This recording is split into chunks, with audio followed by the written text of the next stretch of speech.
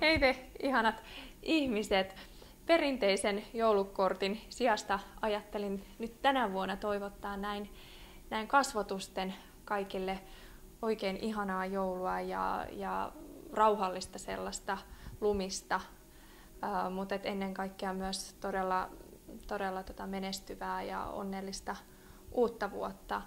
Tämä on ollut erittäin kiireinen syksy minulle ja tuntuu, että kiireet ei tästä lopu, mutta tulevaisuuden kiireet onkin sitten niitä mieluisia, koska ensi vuonna kunnolla lähdetään tekemään tulevan kevään vaalikampanjaa ja hyvin on lähtenyt pyörät jo pyörimään.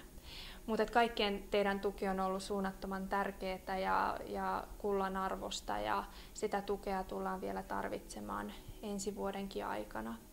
Mutta mä haluan sydämestäni kiittää joka ikistä niistä ihanista viesteistä, kannustavista viesteistä, jotka auttoi mua ennen kaikkea uskomaan siihen, mitä mä oon tekemässä ja siihen, minne päin mä oon menossa.